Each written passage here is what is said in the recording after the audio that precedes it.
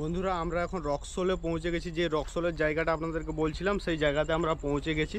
আর এই জায়গাটাতে যে আমাদের যে গার্ড ছিল সে গার্ড এখান থেকে চলে গেছে। এখান থেকে আর কোনো গার্ড আমাদের সঙ্গে থাকবে না। আমাদেরকে এখান থেকে একলাকেই যেতে হবে আরও 5 থেকে 7 কিলোমিটার IDBR বলে একটা জায়গাতে। সেখানে গিয়ে এই মালগাড়িটা খালি হবে।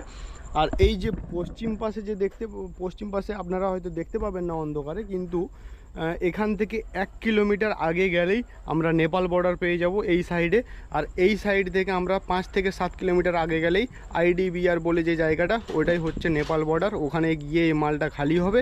আর এই মালটা মানে এই মালগাড়ির সঙ্গে যে ইঞ্জিনটা জোড়া রয়েছে ওই ইলেকট্রিক ইঞ্জিন আর এখান থেকে যাবে না। এখান থেকে হচ্ছে ডিজেল চালিত ইঞ্জিন দিয়ে এই মালগাড়িটাকে টেনে নিয়ে যাওয়া হবে। তার কারণ এখানে হচ্ছে ইলেকট্রিসিটির আর কোনো কানেকশন দেওয়া নেই। নেপাল সরকার সেখানে আর কোনো ইলেকট্রিসিটির কানেকশন দিয়ে রাখেনি। জীবনে প্রথমবার এতটা লং জার্নি করলাম, তাও আবার বোঝাই করা মালগাড়ি নিয়ে। নতুন একটা এক্সপিরিয়েন্স হলো আর সেটা আপনাদের সঙ্গে শেয়ার করার চেষ্টা করলাম।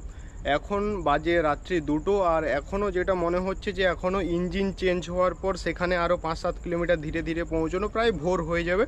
তারপর মালগাড়ি সেখানে খালি হবে। এখনও কতটা সময়ের ব্যাপার আছে তা আমি বলতে পারছি না। তো আপাতত যেটা মনে করা যায় যে আরও একদিনের মধ্যে টোটাল প্রসেসিংটা কমপ্লিট হয়ে যাবে এবং আমরা এখান থেকে ফিরে যেতে পারবো। এখন আমরা রক্সোলে স্টে করেছি কিছুক্ষণের জন্য, কিছু ঘন্টার জন্য। তারপর আমরা এখান থেকে বেরিয়ে যাব। আপনাদের IDBR যে জায়গাটা বলেছিলাম, এই IDBR-এর মধ্যে এতক্ষণ এন্ট্রি নিচ্ছে মালগাড়িটি। ওই যে আগের দিকে দেখতে পাচ্ছেন যে আগের দিকে যে প্রাচীর দেওয়া ঘেরা রয়েছে না, ওই ঘেরের মধ্যে ঢুকছে। আর এর ভেতরে মাল খালি হবে, লেস করে গাড়ি লাগিয়ে ওখান থেকে মাল খালি হবে এবং ওখান থেকে মাল খালি হওয়ার পরে সাইন করে আমরা ওখান থেকে ফিরে আসব। এই জায়গাতে আমাদের মালটা খালি হবে, লাগানো হয়ে গেছে একদম। এখান থেকে খোলা হবে আর এখানে এই সাইডে সব বস্তাগুলো একে একে প্যাকেটগুলো থাকিয়ে দেওয়া হবে। এই যে দেখুন, আগে থেকেই আমাদের যে কোম্পানি থেকে মালগুলো এসেছিলো সেগুলো এখানে থাকানো রয়েছে। এই যে সামনের এই যে প্যাকেটগুলো, এই প্যাকেটগুলো সব আগের মানে মালগাড়িতে এসেছিলো। এই যে মালগুলো রয়েছে এই মালগুলো এখান থেকে ওই সাইডের দিকে অন্য গাড়িতে করে নেপাল চলে যাবে। আর আমরা এখান থেকে আবার ফিরে এই সাইডে চলে যাব। এই সাইডে চলে গেলে ইন্ডিয়া, আর এই সাইডে চলে গেলে নেপাল। ওই যে সামনে দেখতে পাচ্ছেন সব সাদা সাদা হয়ে থাকানো আছে, এগুলো সব DAP। মানে আজ থেকে 3-4 বছর আগে এখানে একটা র্যাক এসেছিলো, যেটার পুরো র্যাকটা রিজেক্ট DAP ছিল। তো সব এখানে ফেঁকা হয়েছিল, সেই কারণে দেখুন সব গাছ, যত গাছের গোড়াতে ছিল সব শুকিয়ে মারা গেছে। এখানে একজন নেপালের সিকিউরিটি এসেছিলো, তো তাকে জিজ্ঞেস করেছিলাম যে কি হয়েছে এটা, কেন গাছগুলো মারা গেছে। তো সে এই কারণটাই বললো। আর আমরা আপাতত এখনও নেপালের মধ্যেই আছি।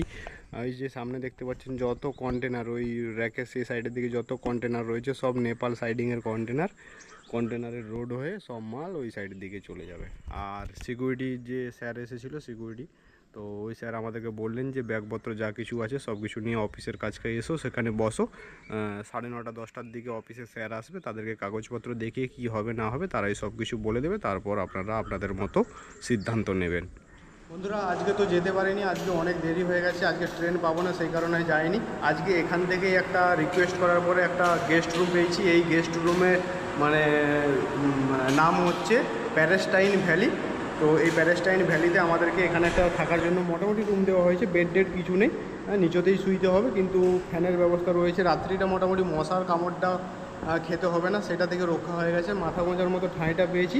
আজকের রাত্রিটা এখানেই থাকবো, কালকে ভোর এখান থেকে বেরিয়ে যাব। সকাল 10টার সময় ট্রেন আছে, সকাল 10টার সময় ট্রেন ধরে বাড়ির জন্য রওনা দেবো। এখন আমরা প্যালেস্টাইন ভ্যালিতেই আছি আর ক্যান্টিনে এসেছি। আমাদের এখানের আমাদের ইন্ডিয়ান রুপিতে 100 টাকা, মানে এখানের 160 টাকা। এখানে আমাদের ইন্ডিয়ান রুপি চলে। প্লান্টে জল দিচ্ছে, আসো।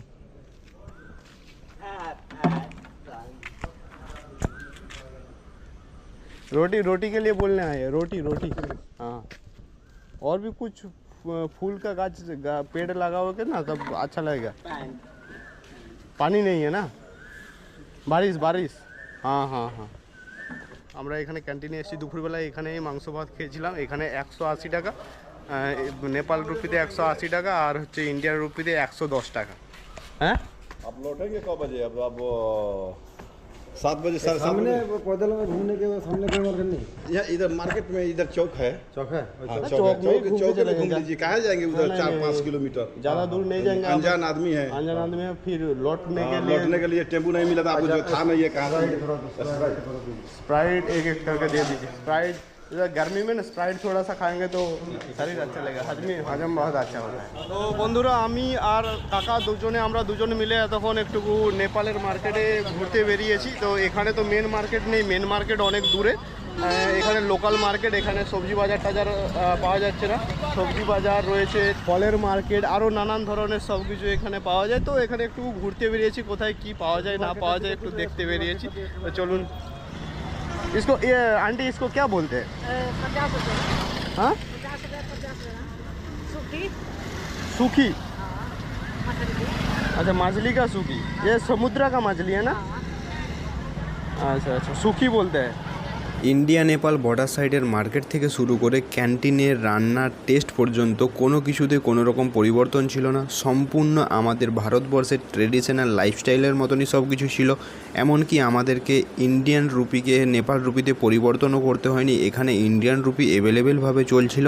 শুধুমাত্র একটা জিনিসেই পরিবর্তন দেখতে পেলাম, আমাদের ভারতবর্ষে যেমন এফএল শপ করার জন্য লাইসেন্সের প্রয়োজন হয়, এখানে লাইসেন্সবিহীন এরকম অনেক দোকান রয়েছে। এমনকি প্রত্যেকটা ফাস্টফুডের দোকানে এই পণ্য রাখা রয়েছে এবং অ্যাভেলেবেলভাবে বিক্রি হচ্ছে কোনো রকম নিষেধাজ্ঞা ছাড়া। বন্ধুরা এক্ষুনি নেপাল মার্কেট থেকে ঘুরে এলাম, আর এখানে কথাটা প্রচুর ইকো হচ্ছে কারণ বদ্ধ রুম তো। আর আজকে নাইটের জন্য এতক্ষণ এই যে রুটি নিয়ে এসেছি, দুজনে দুটো রুটি রয়েছে, ঠান্ডা জল রয়েছে। আর কাল সকালবেলা 7টার সময় আমরা এখান থেকে বেরিয়ে যাব। সকাল 10:10 এখান থেকে ট্রেন রয়েছে মিথিলা এক্সপ্রেস, যেটা সকাল 10:10 হচ্ছে রক্সোল থেকে ছাড়বে আর পৌঁছবে ভোর 4টের সময় হাওড়াতে। কালকের ওই ট্রেনটা ধরে আমরা এখান থেকে চলে যাব। আপাতত আমরা এখন রুমেই আছি। তো আজকের ব্লগটা আমি এখানেই শেষ করছি। ভিডিওটা কেমন লাগলো অবশ্যই কমেন্ট বক্সে কমেন্ট করে জানাবেন। আর যতটুকু পেরেছি নেপালের মার্কেটটা আপনাদেরকে একটু ঘুরিয়ে দেখানোর চেষ্টা করেছি, কারণ বিকেল সময় সন্ধে হয়ে এসেছিলো, রুমে বসে বসে বোর হচ্ছিলাম, ভাবলাম যে একটু ঘুরে আসি, আপনাদেরকে কিছু দেখানোর চেষ্টা করি, সেই কারণে গেছিলাম। তো এখানে কোনো মার্কেট নেই, এখান থেকে মেন মার্কেট 5 থেকে 6 কিলোমিটার দূরে, সেই কারণে এখানে যেটা ছিল সেটাই আপনাদেরকে দেখানোর চেষ্টা করলাম। তো ভালো থাকবেন, শুভরাত্রি, দেখা হচ্ছে পরের একটা ভিডিওতে।